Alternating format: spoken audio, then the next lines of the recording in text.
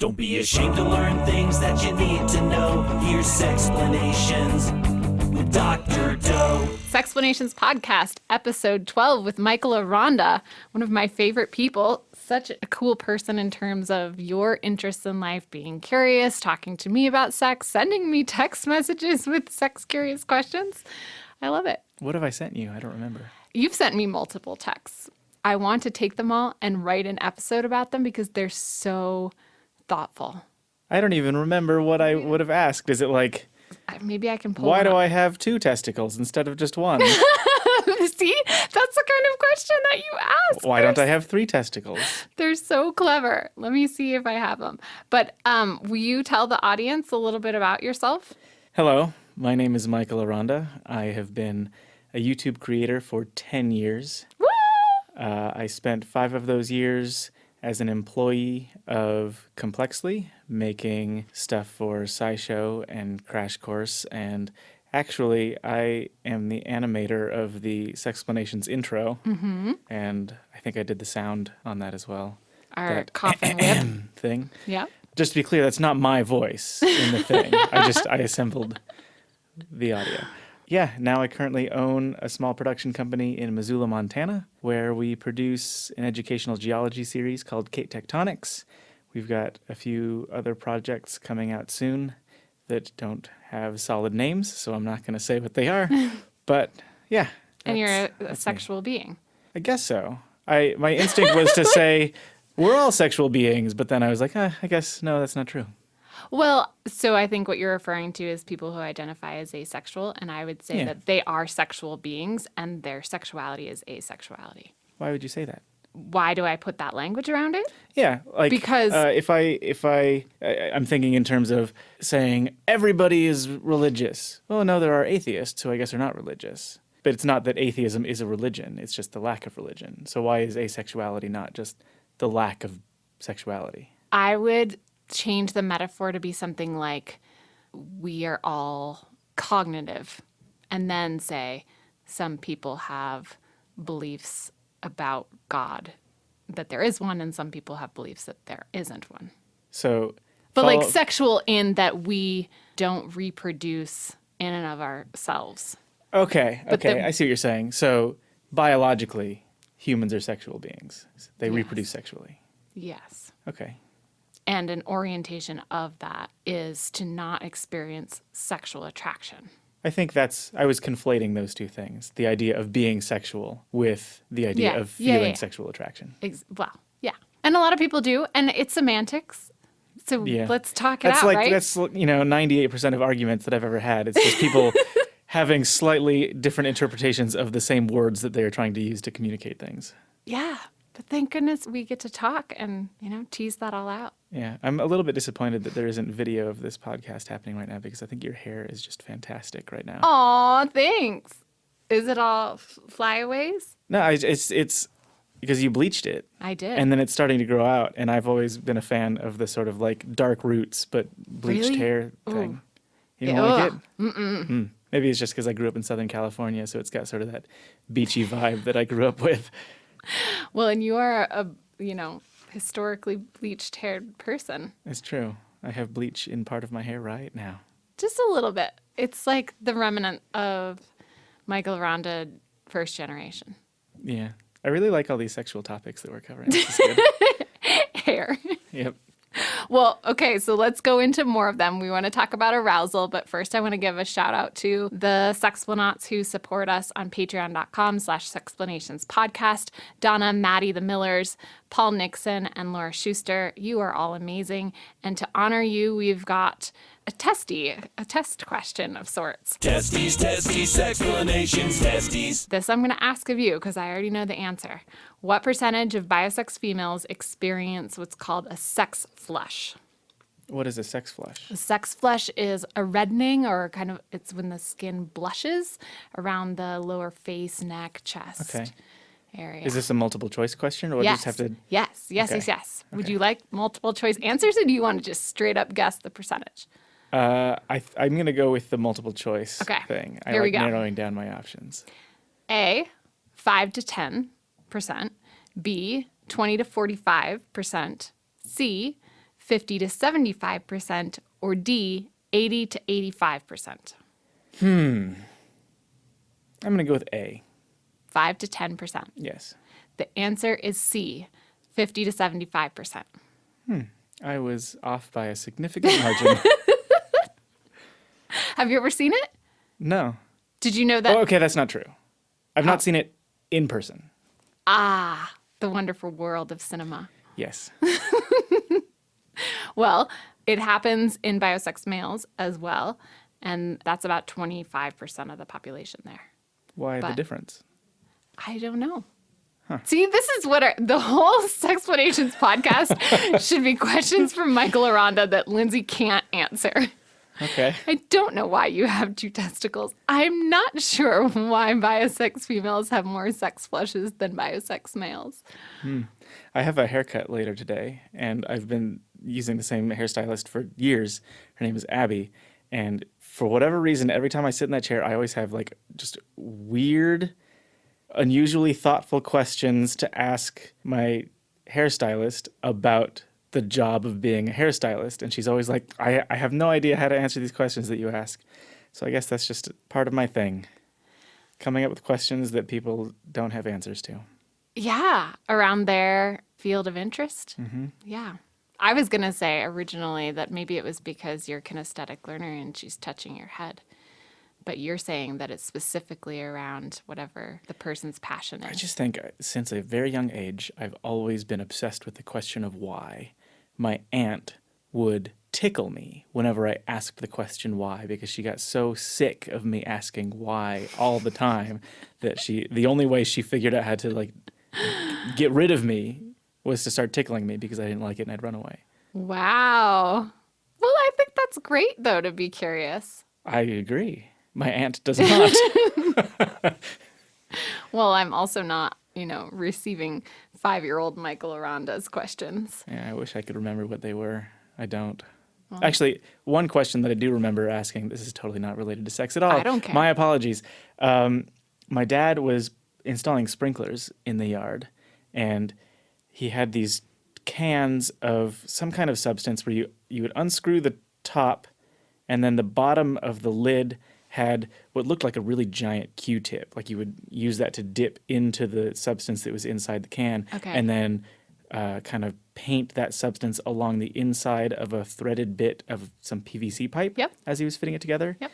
And I remember just being fascinated by like, why is it blue? Why does it smell like that? Why are you putting that on there? I have those same questions about the same material. I don't think I verbalize them, but I am curious because there's 2 fluids, right? I think there were 2 different colors. And There was, like, blue and somehow purple or something. that combination makes this incredibly strong bond between the PVC, one PVC pipe and the other PVC Yeah. pipe. Okay, go curiosity. Woo! Woo-hoo!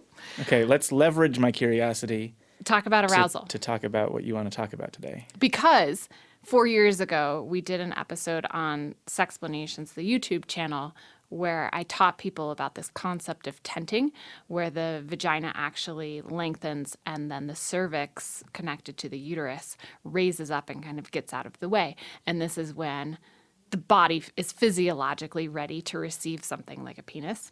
And it's part of the cycle of arousal that the system tends to go through when it's getting ready to orgasm. And so I thought, like, who else would be great to talk to other than Michael Aranda about arousal? When you first asked me about this, I was like, I have nothing to say about this. But your, I think your you're gonna be counterpoint great. was that that's why you wanted, like, me not knowing anything about arousal, or me feeling like I didn't know anything about arousal, would lead me to ask a bunch of questions about it, which is, I think, what you were after. Yeah.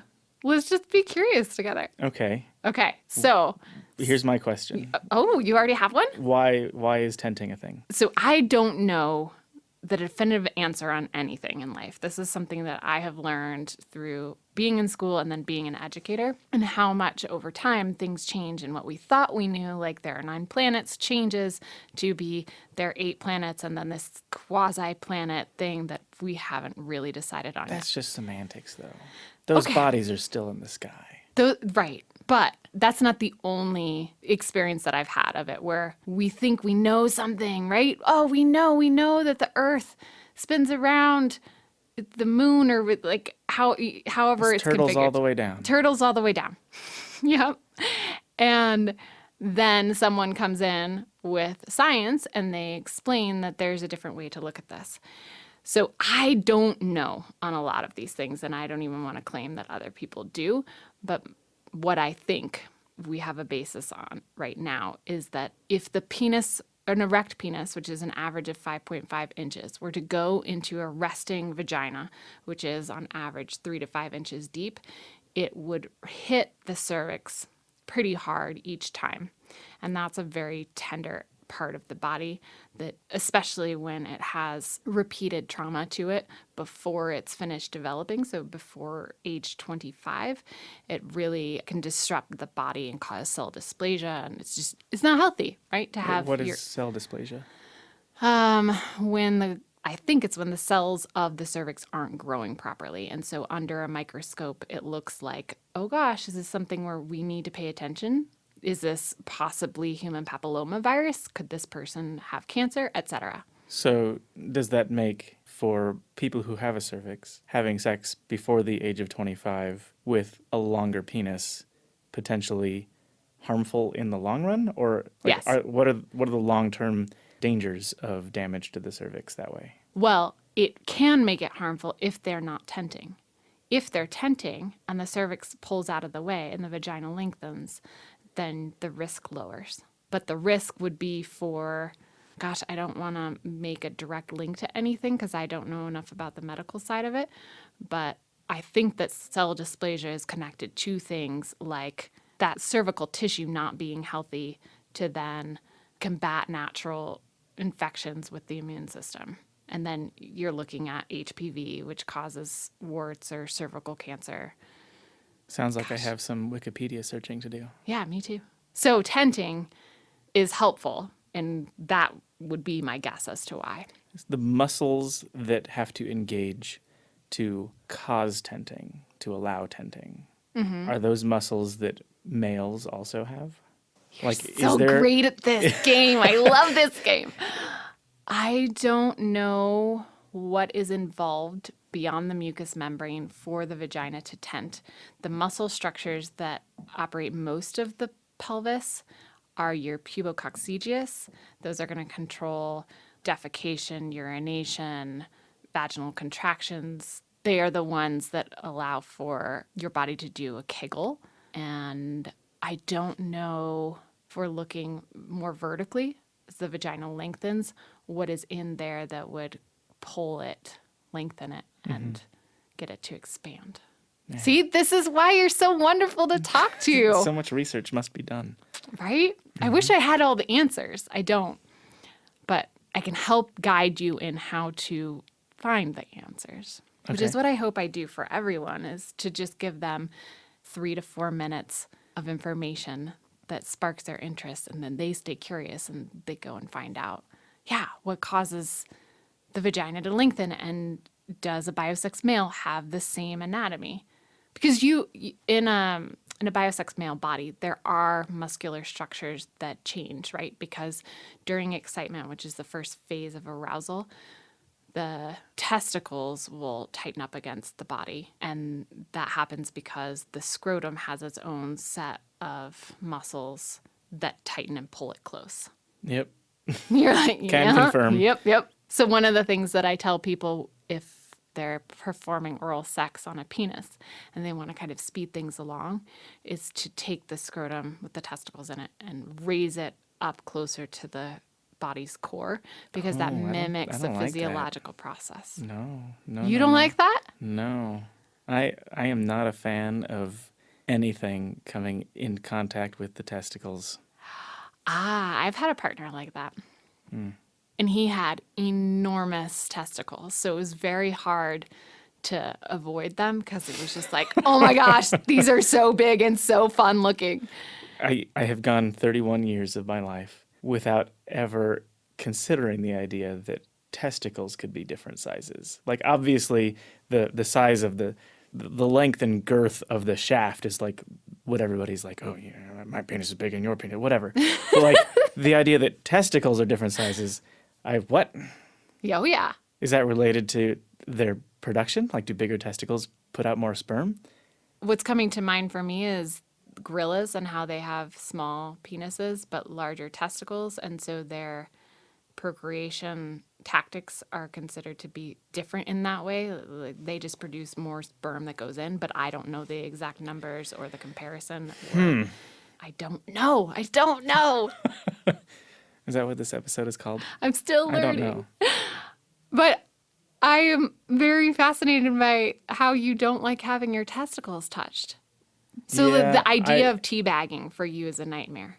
Do you know what that is? Define teabagging. Teabagging is when you put a person's scrotum with the testicles into your mouth. Okay.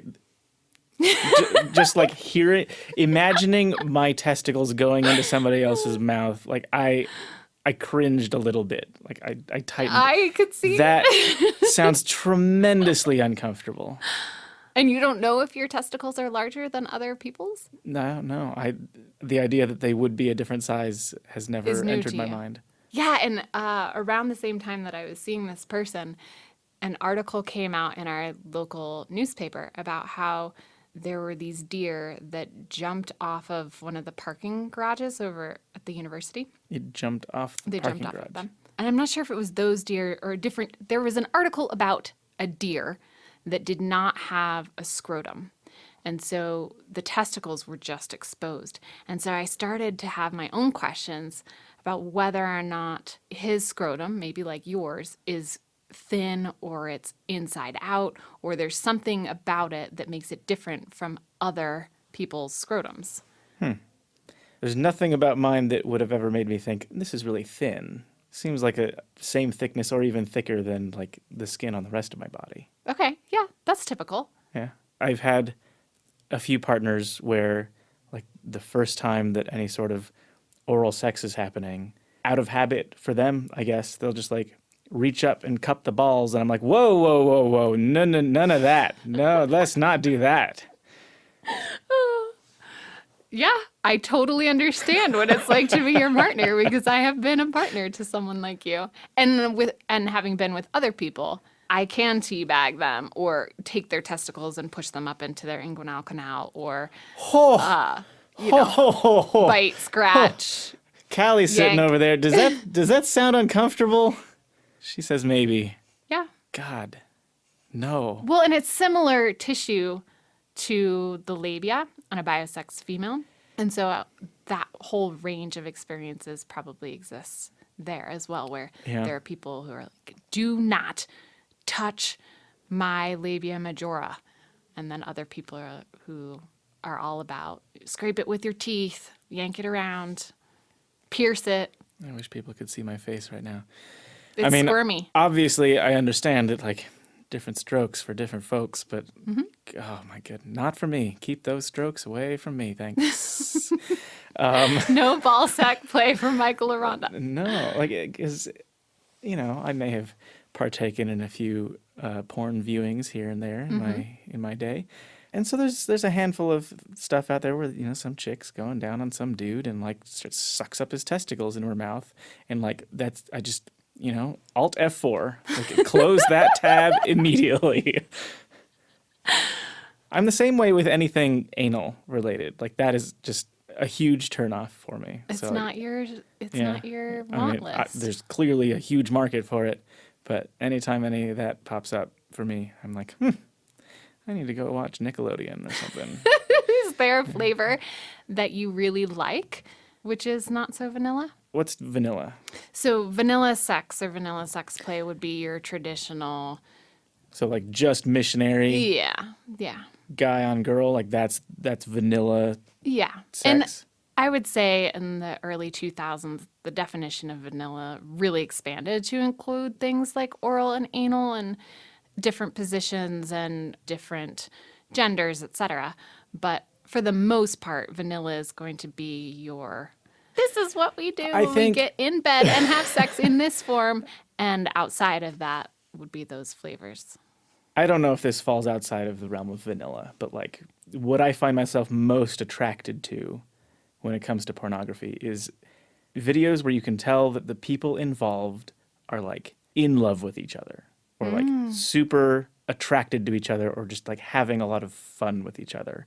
And it's usually less produced porn that is that way. That's lovely. Is I it? think it's fascinating that has become somewhat unvanilla. Is it? Because I don't know. I think it is. I think for a person to emphasize authenticity, attraction, love, romance, etc. in pornography is not mainstream interest. I guess I would agree with that. Okay, onward And upward. and upward. I want to go through some of the things that happen to the body during the first stage of arousal, which is called excitement, Okay. and hear your thoughts on them. Okay. You ready? I'm ready. All right. So there's myotonia, which is muscle tension. Any thoughts there? Muscle tension. So like just the muscles in your body are like, Yeah. okay. Then there's an increase in heart rate, Okay. That makes sense. blood pressure, Makes sense. breathing. Makes sense. There's the sex flush that I was telling you about earlier, Okay. which it sounds like you haven't seen, but do you know if you've experienced it on yourself? I don't know. Would I feel it? Would it just make me feel hot? I mean, Your either way, whatever temperature your is answer is, going to I've not increase. felt anything where I was like, Yeah. oh, whew. I don't know that you would specifically feel it because you might just think, oh, your temperature is rising because you're excited. Nobody's ever said to me, dang, you look really flushed right now. You're all red and splotchy. Yeah. Okay. Erect nipples. I don't know that I have noticed that I experienced that. And I've also heard and witnessed that they darken during I have also arousal. not noticed that, but I guess I'll try to pay attention next time. Ooh, look at this. You're learning. Vasocongestion. So the blood is going to your genitals. Things are becoming engorged. The penis is becoming erect. The clitoris becomes erect. The labia is going to fill with blood. And the labia majora is going to separate. Yes, yes. Check, check, Can check. confirm. Okay. Then we have lubrication. So for some bodies, that might be pre-cum, pre-ejaculate, and other bodies, that might be vaginal lubrication. I feel like pre-cum was more common for me when I was younger. That I don't makes sense. notice it as much anymore. But Yeah. like when I was 18 or 22 or whatever, that I think there was a much more common frequency of pre-cum. Okay. Why is that? Am I over I the should hill? just be prepared. Michael Aranda is going to ask me a why question, and Am I I'm not going to drying know out? the answer. No, I don't think you're drying out. If I'm remembering correctly, it comes from the Cowper's gland, and I get to do more research about how that changes with time. Okay. I'm just going to take that to mean that I'm getting old and my time left is small. But your time left is not small. I'm an At old all. man, Lindsay. My joints creak. It's hard to get out of bed in the morning. Well, you've got some time, sir. So pace yourself. Okay. No, you're producing gametes for a long, long time. Don't talk about my gametes. I'm almost done. So take that. Let's see, what else do we have? Yeah, testes swell. So not tighten. The testes don't tighten. The testes swell. The scrotum tightens. I know that I've experienced certainly scrotum tightening. I don't know. It's never entered my mind that, oh, this is happening while I'm in a sexual situation. It's usually like, oh my goodness, it's really cold in here. Like scrotum's like, ooh. Oh. Okay, well, here's something that I want you to do. Okay. Next time you're going through arousal or next time you touch your scrotum, look very closely to see if you have these tiny coils on your scrotum, like a texture almost like the testicles itself, but on Yeah. the scrotum. Yeah. Yes, you do have Yes. that. Well, then that might contribute to the increased sensitivity. What does that mean? And I don't know why, Okay. Okay. Good. but I'll find out because I'm curious. I want to know the difference between scrotums that go in mouths and scrotums that avoid mouths. Don't you? I guess it would help me understand why I am the way that I am. That's always beneficial to the world at large. Okay, next stage. Okay. This is the plateau. So just like in geography, where you have a mountain with the top cut off, this is a level area on a graph of arousal. Time is still passing. The level of arousal isn't changing that much, but there's still things going on. One being that the clitoris retracts underneath the clitoral hood and the vagina itself darkens and becomes more purple. I have not noticed this, but I believe you. I'm excited because I'm kind of giving you these road landmark map things that you can then take into your play later. And Well, with stuff like this, like the vagina becomes more purple. To me, that sounds like something that someone discovered by causing someone with a vagina to become aroused in a laboratory while they were shining a bright light on the vagina, and not something that I would normally notice while rolling around under some sheets in a dimly lit room. Michael Aranda, have you had sex with the lights on before? Yes. Okay. But even in that situation, I'm not like staring at her vagina the whole time. Sextra credit. Get up in there when the person is aroused. Check things out. The third stage is orgasm, which I'm going to talk about in a future episode. And then the fourth stage is resolution, where the body goes back to homeostasis. Do you have any questions there? About homeostasis? I wish there was a question you could ask me that I could answer confidently. I'm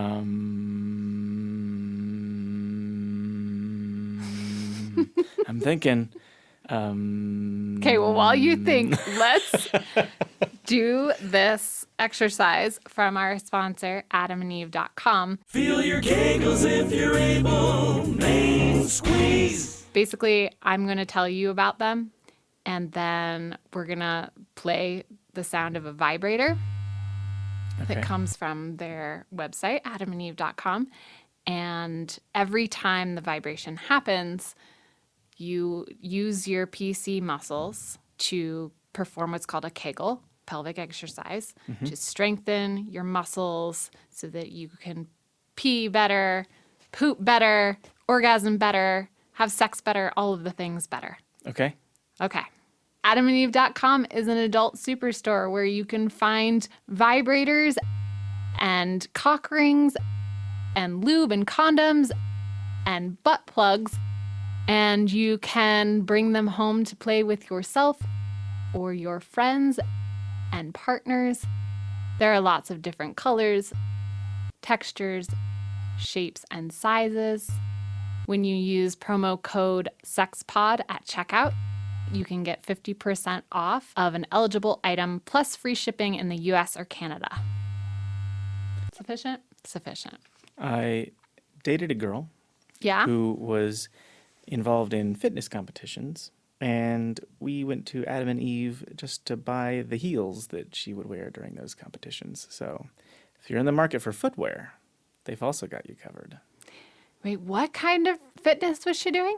It's a fitness competition, like where the people with muscles walk out on Oh, stage and then they like bodybuilder. stand there and flex. And the girls, do all the poses to show like how thin their I stomach didn't is or even whatever. know that they wore shoes. And they have I don't know if I think actually all of the women's class does it. But yeah, they wear these heels. They look a little bit like you would expect to see on a Miss America competition. It's just like kind of very petite and silver and shiny, and yeah, Adam and Eve.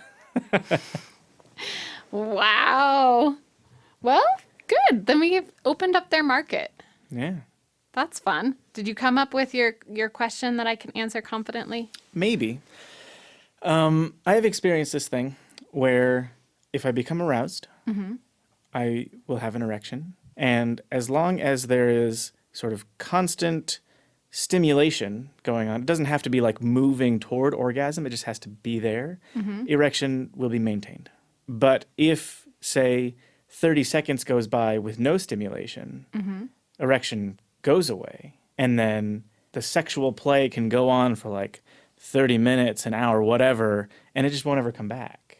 And I'm wondering if like... can't answer this question. Does that mean, like, is this the beginning signs of erectile dysfunction? I am getting old, huh? Yep, I'm drying up. Well, okay, so the people listening can't see this, and I wish we did have a live stream. But if you hold your hand out so that your palm and your fingers are all spread, and your thumb is facing, it's pointed upward, Okay. I'm told, and I've read that it's a Chinese heuristic, but I've heard it comes from lots of different cultures, that the thumb is the angle of the erection off your body in your 20s. And then your What? pointer finger would be your 30s. Your middle finger would be your 40s, 50s, 60s for the pinky. In my 20s, my penis was supposed to be vertical, sticking. Well, you're holding it. Sorry. I guess stick your hand out like you're shaking someone's hand. There.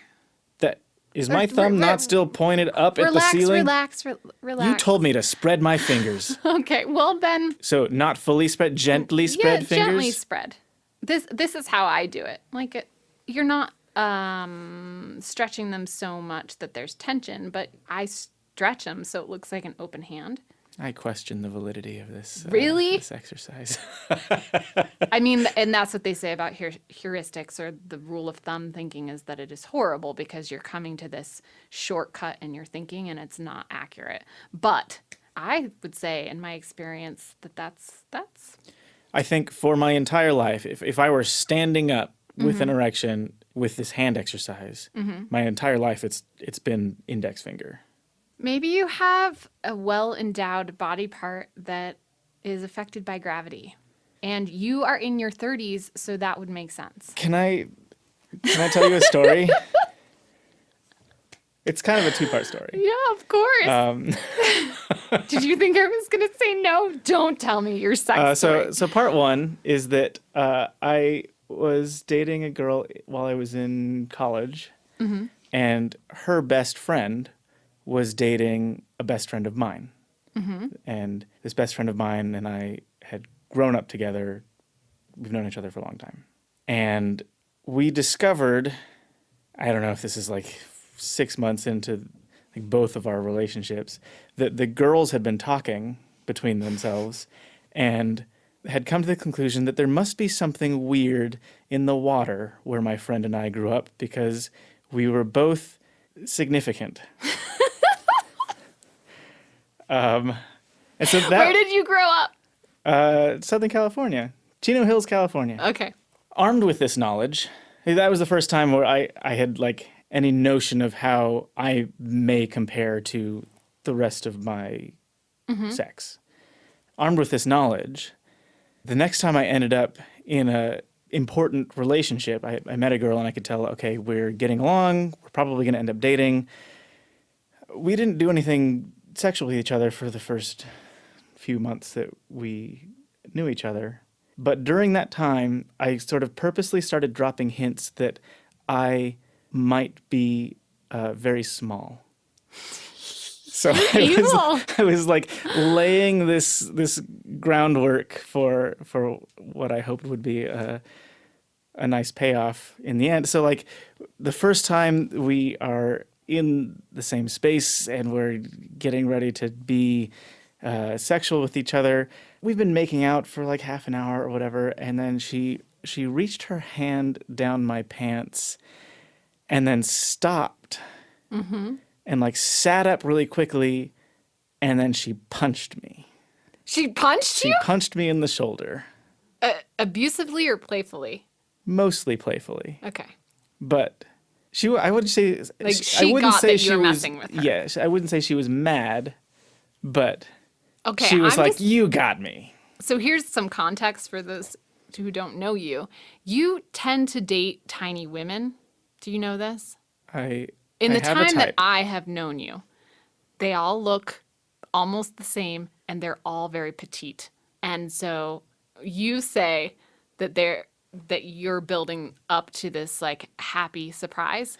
Oh, I never imagined that it would be happy. It's just I relish subverting expectation.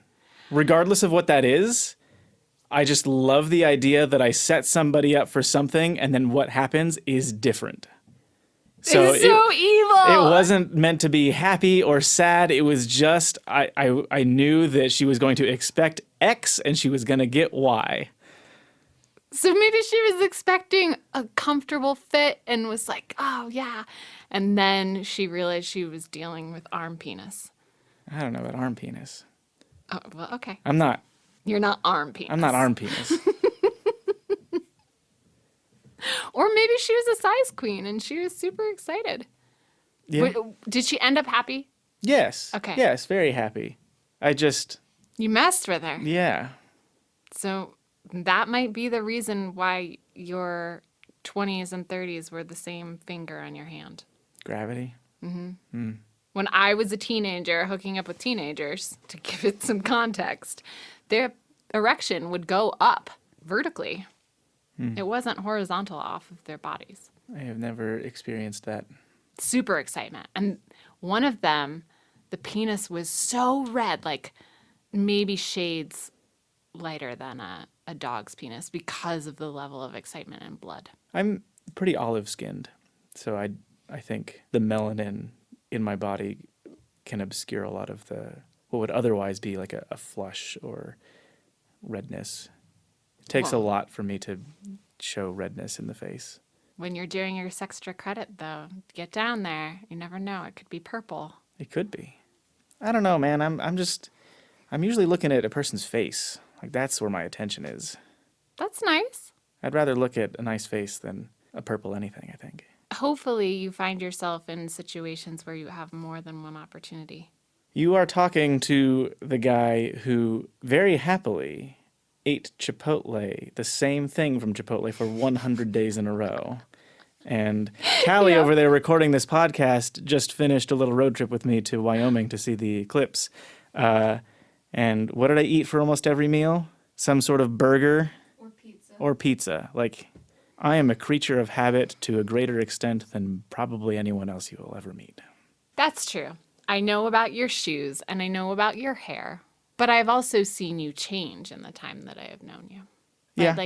I think in the time I've known you, you have put gym workouts into your routine. You have started a different YouTube channel. You have created an entire business and gone out. They're on all your own very independently. deliberate changes. It's like I have the habit, the routine going on, and then I can make deliberate changes to that. Whereas I see most other people kind of like they go through life needing their routine to include variation. Whereas my variation comes in like it's very separate times in life where it doesn't necessarily have to be a hard left or anything, but like a change in course will happen at a very specific time. So how do we attract you to deliberately look at a person's genitals during coitus? I think actually to make that happen, you would need to make the person that I was with want me to look at their genitals. I'm more interested in doing what the other person wants, what is going to make them happy in that situation, as opposed to, I guess I don't even think about like, I don't know, I'm going to go look over here while they're trying to look in my eyeballs. I don't know. If someone that I was with wanted me to do something and I was comfortable doing that thing, that's when I would do that thing. Okay, so this isn't about arousal, but it's definitely about sex and intimacy. If a person hasn't thought about that as an option, they might not know that they want it. Or if we only did what was verbalized or we thought what other people wanted, then we wouldn't explore. I think in this situation, when it comes to purple vaginas, Yes. it's interesting to me that vaginas may become more purple, but I'm not so interested in seeing it necessarily that I would tell somebody else, hey, your vagina is going to turn purple. Do you want me to look at it for you while it's happening? I would just, if they happen to be like, I really want you to see how purple my vagina is right now, then I'd be like, okay, let me check that out for you. But you were so curious. I mean, you went to Wyoming to see the totality of the eclipse. And Yeah. I imagine that you would be the kind of person to have a speculum on hand. Do you know what a speculum is? Yes. And that you would have the equipment to even put a camera inside a vagina and record sexual arousal. That to me is who you are in my head. I guess part of me is not surprised that you would think that, but also like a person can be really passionate about, let's say, biology and be very curious about how all the different cells interact and stuff, but not really care very much about chemistry. Okay. So like I do have a general curiosity about the world, and there are some things where I'm like intensely interested in a thing, but I wouldn't say that I'm intensely interested in all things. I mean, as evidenced by this situation right here, I'm interested in the idea that vaginas become purple, but I'm ambivalent, entirely ambivalent about whether or not I see it happen.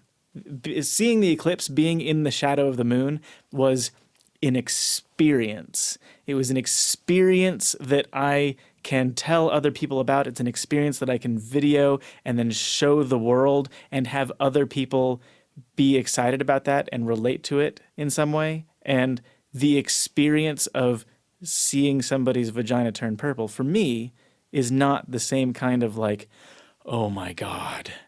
It's just like, oh, neat. Okay.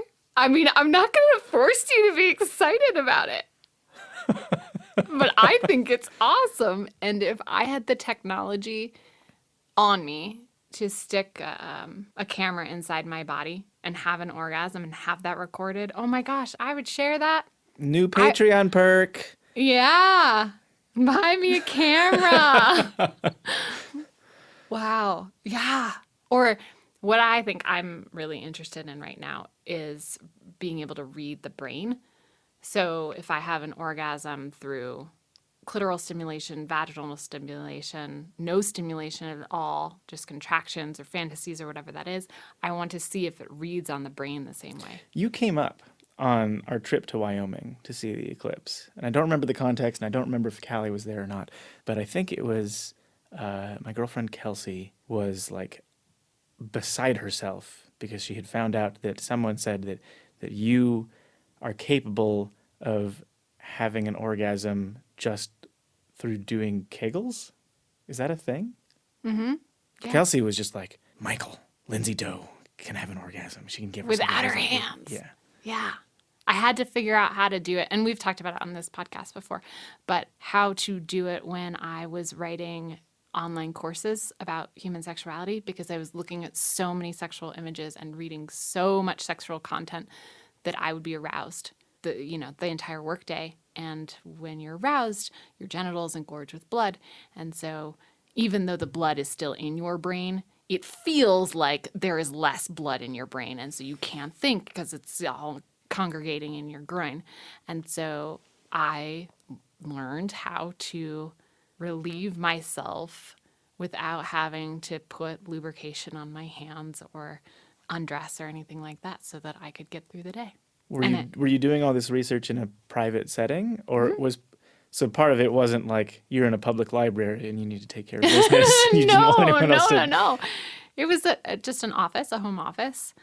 Have you ever used this power in a public setting? Oh, I'm sure. It's not the same kind of orgasm as a clitoral one, which is why I'm so fascinated to see what it looks like in the brain, because that's really how they measure an orgasm, because you can't feel that for someone else, right? No one else can tell me what my orgasm feels like. They can only read it on a brain scan. But it definitely relieves me, and it definitely puts the blood back, and it feels amazing. But I'm not moaning. My breath isn't dramatically different. I could have one and no one would know. You should do it right now while we're talking.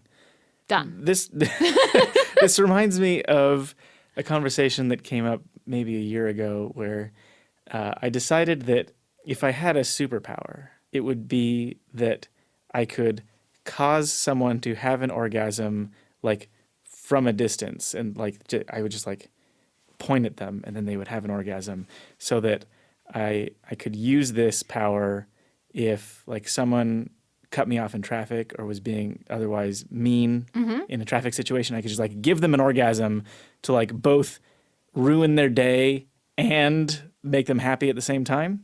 Because like, it would feel good, but then like I'm on my way to work and now, damn it. Oh, you want to affect people with their semen.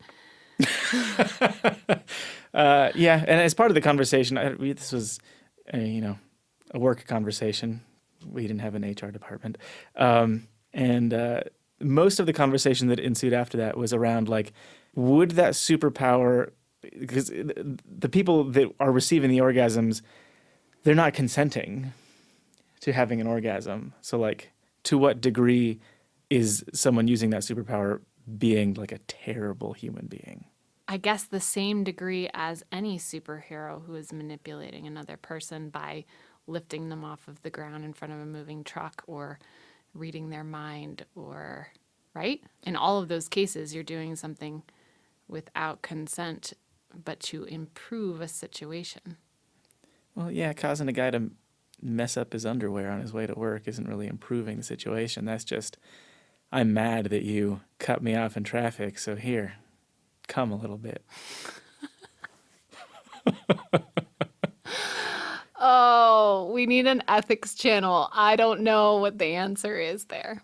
But in my head, it became a very political conversation because I was like, God, if we could distract some of the people in politics from making bad decisions by keeping them covered in their seminal fluid all day. Can you imagine Yeah.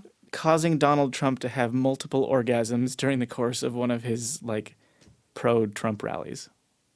Somehow I feel like that would not actually change the course of history, given the fact that, like, it feels like so many similar things have already happened and we're still on the same path. But yes, that's where my brain went. I wasn't even thinking about the semen part. I was thinking about just cheering up grouchy people, hoping that they would have some sort of enlightenment and make better decisions. I guess, like, you know, the people who come back into the store and they're like, let me see your manager. You just, like, snap your fingers. Yeah. Yes. Actually, like, never mind, You I'm need to fine. get laid. Anything else that you want to say about arousal or your superpower? I think I've said too much already. There are no limits here on the Sexplanations podcast. We talk about sex. It's true. We did that. Has to invite open conversation. And I feel like it does. So I'm really grateful that I get to have these free form conversations with people and they can go in any direction. You know, with Hank, we talked about masturbating in the Oval Office. Sex and politics go together. Yeah. I've never had that particular thought, but I have wondered, like, how often presidents sitting in the Oval Office with no one else there just, you know, let her rip, just fart because they, like, no one's there. Yeah, often. Probably. I don't feel like my flatulation is controllable in all situations. Maybe I need to do more Kegels. Do your Kegels. Watch Sexplanations podcast. Do group Kegels with us. Okay, well, I'm really glad that you came. Me and too. You braved it. You talked with me about sexual arousal, even though you didn't think you had anything to share. I still question whether I had anything interesting to say about the topic of arousal specifically, but I think overall we had an interesting conversation. I can say that I am more curious about the topic, and there is a lot more that I want to know in terms of what is happening with the vagina when it lengthens. Do you have similar muscle structures? Why is it that some people have scrotal tissue or any tissue in that area that is more sensitive than others? There are things that I know about sexuality and I talk about, and I don't often have the privilege of going down to the second or third or fourth level of those ideas and really picking them apart because people don't have the first level knowledge. And so I'm constantly just teaching anatomy and physiology basics. And so I don't know, I think it's really cool that you came and got me to think more about the things that I talk about every day. Maybe someday you can give me some answers about why I don't like my balls touched. Yeah. It's not like the scrotal skin. That part is fine. Like, the skin doesn't bother me. It's specifically the testicles. And, like, having them touched or played with, it's like a very, very mild version of the feeling of being kicked in the balls. Have you been kicked in the balls? I have certainly experienced impact to testicles. I don't know if it was necessarily like shin to groin, but several times in my life I know for sure, like, impact, like, terrible feeling going up into stomach, wanting to throw up. Well, and listeners, if you have the reasons why Michael Aranda's testicles are having a reaction to the things we're saying about them, please let us know.